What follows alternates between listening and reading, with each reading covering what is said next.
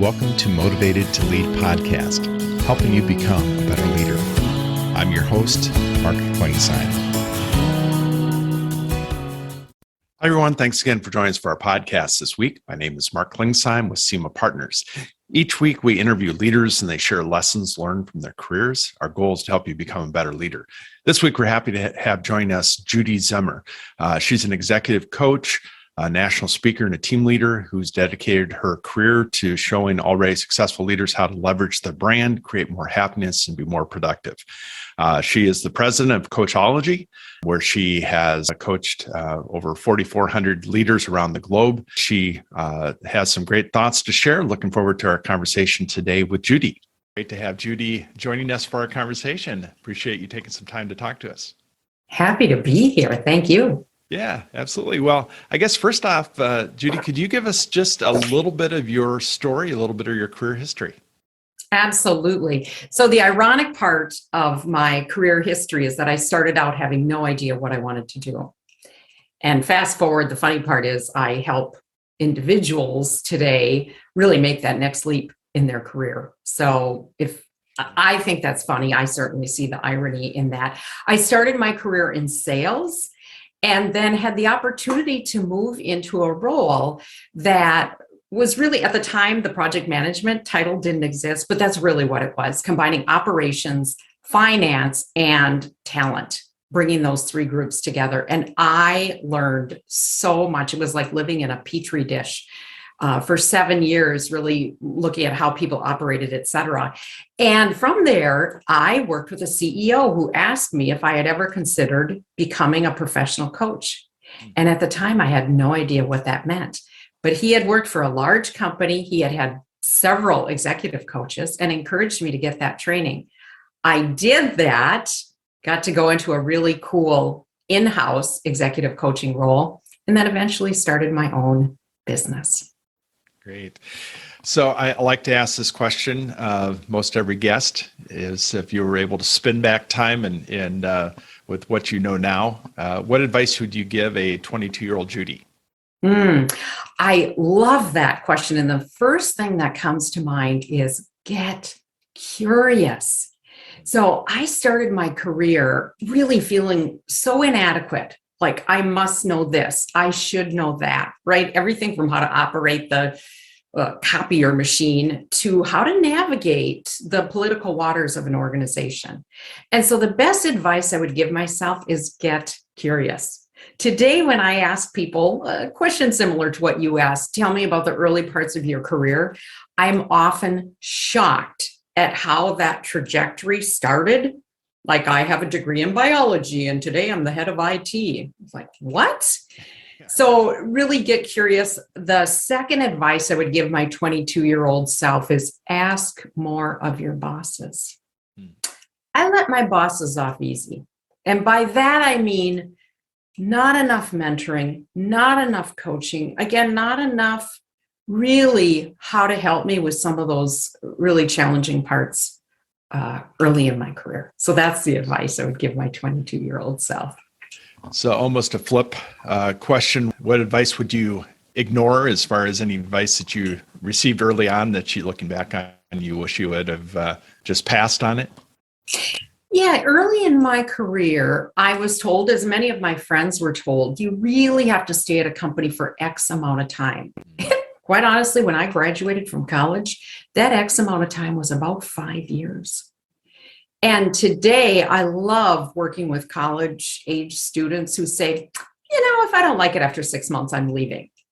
And I think, I love hearing that sense of freedom from them. So that's a piece of advice I would ignore. You know what? If you're not happy in your job, there is really no amount of time that is going to either heal that wound or make it better.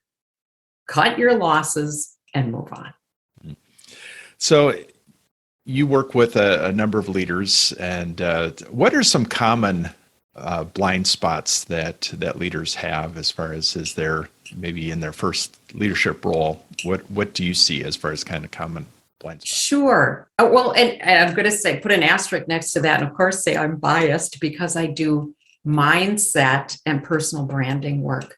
So I I think one of the mistakes that leaders make early on is really not understanding who they are at their core. And by who they are, I mean the good, the bad, and the ugly, right? We used to tell people, oh, go out, that part of you that's not good at XYZ, fill in the blank, go out and take a class on that. You know what, Mark? I could have 400 classes on how to be a better filer or, how to get better at technology. I'm not so sure that would have helped me in any way. So I think the mistake is that rather than apologizing for those things we're not good at, go out and partner with a person who loves that. If technology isn't your thing, find a person in your organization that loves technology. I always say, whatever it is that you're finding difficult, the good news is there's someone on the planet where that comes with ease. And so really finding those people. What are some things that you advise leaders moving into maybe that first time that they're leading a team or a company?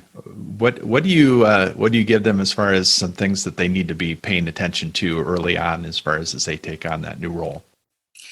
So a couple things, especially when it comes to mindset, and Mark, you may not have even caught yourself saying this. You mentioned some things they need to take a look at. So one of the things I work with my clients on is our language.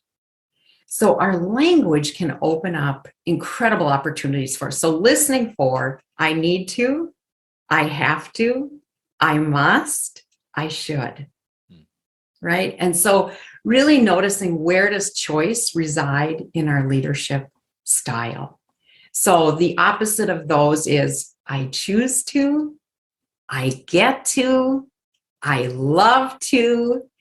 And so I would say the first thing is really listening for those language pieces, especially when big problems occur. And guess what, leaders? Big problems will occur, right?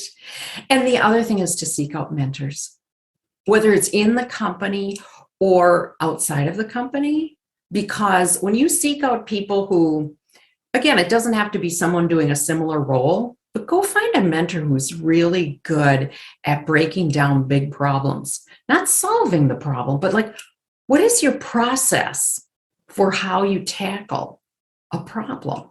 And that can be really powerful for new leaders. You never have to go it alone. Never.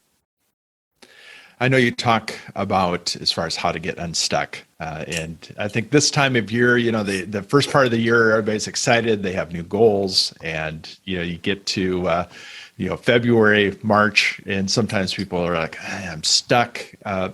What are some things that you talk about as far as, and maybe just a couple practical things to get unstuck?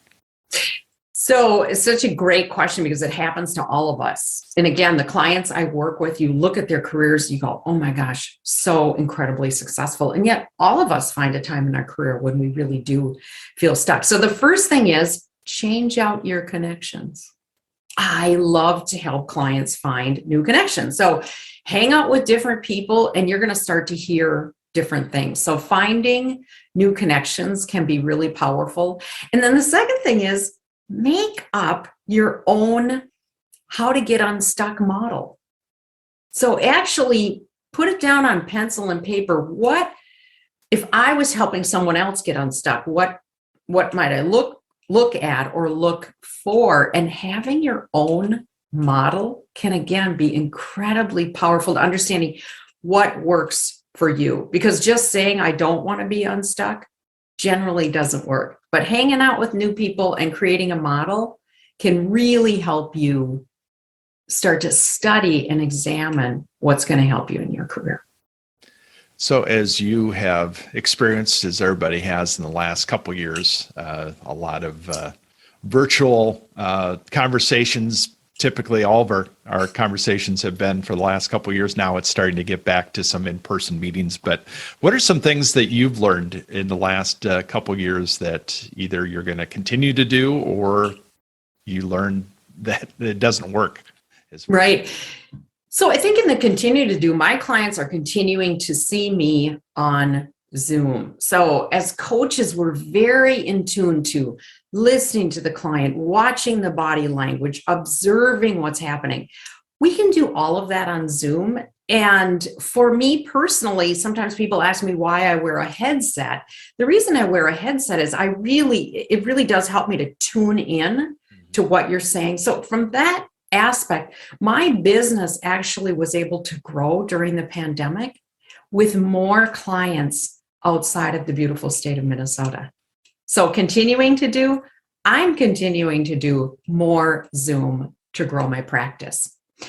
One of the things that I noticed during COVID that I have changed significantly is the desire to move more during the day, whether that's stand-up meetings or getting out and giving my eyes a break from the computer, or simply taking a 15-minute walk around the block.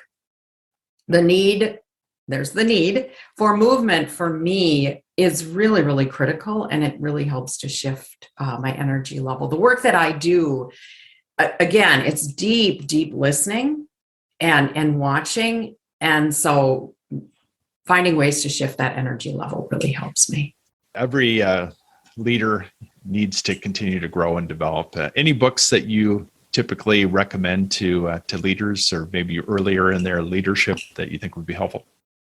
Yeah, a couple of them come to mind. A classic that I read, one of my first books that I read, and I've actually used it for group coaching, is The 7 Habits of Highly Successful People by good old Stephen Covey. And I think a couple of years ago, they celebrated their 35th anniversary. Such a great book, and so many powerful tools for new leaders in that. Now, the opposite extreme of that might be a book called Atomic Habits. And Atomic Habits is a book about noticing, if you want to shift something in your career or your life, that you really can do that. But one of my favorite concepts that author is James Clear uses in that book is a concept called habit stacking. And I just love that. So you take a habit. I always tell people, don't make this complicated. Everyone brushes their teeth every morning. What would be a little micro habit you could stack on top of that and do immediately after brushing your teeth, such that you see your toothbrush and you go, oh, that's right. I'm going to say some affirmations with that, or whatever that might be. That's another great book. And then the other book I love for leaders at any level is a book by Marshall Goldsmith, one of the top executive coaches in the world, a book called Triggers. And the reason that book is so good for leaders at all levels, he helps you to examine in that book the stuff that sets you off. And again, rather than believing like, oh, I'm not going to be set off by that anymore, really developing some tools, some choices around how am I going to respond to that?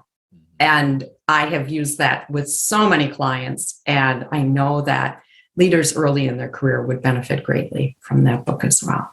Yeah, great recommendations. I think a couple of those we haven't had recommended before, so that's great. What? So you mentioned that you like to move around, and what are some other things that you do to recharge? Hobbies outside of work that you engage in? Yes, I am a very active walker and hiker.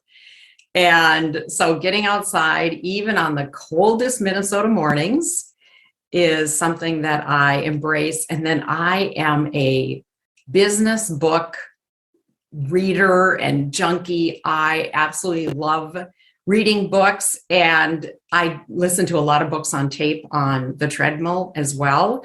A great tip for people, 2 tips on business books that I learned. One is I download the samples of books all the time on Amazon, so you can get a little snippet or appetizer.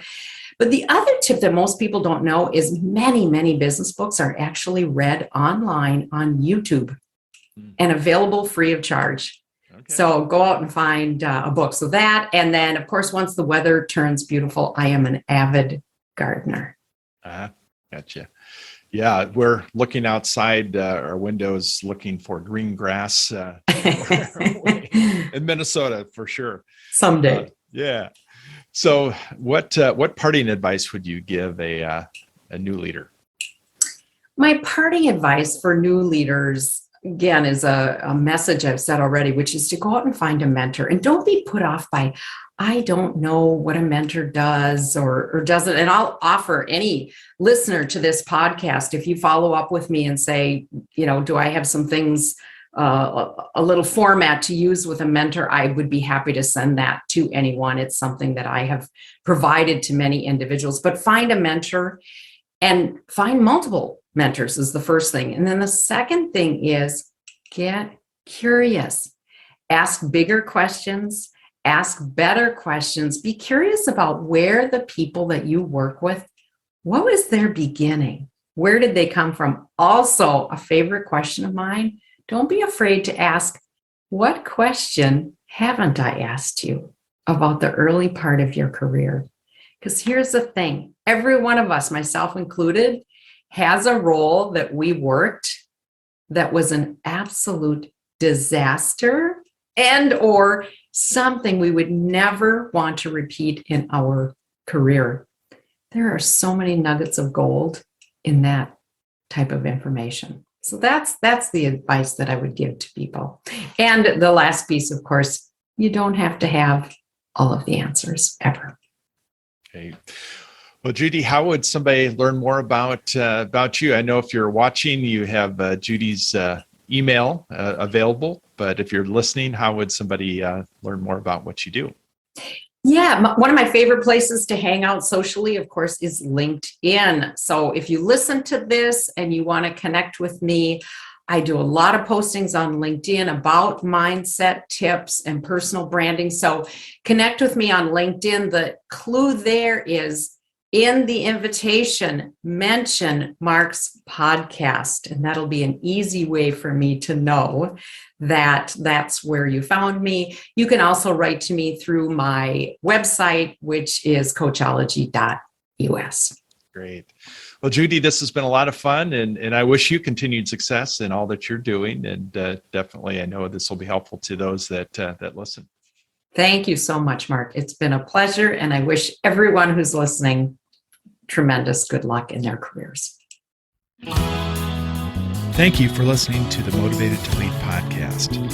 Please subscribe on iTunes. You can also see a video version of this interview at motivatedtolead.com. This podcast is brought to you by SEMA Partners, helping you find your next great leader.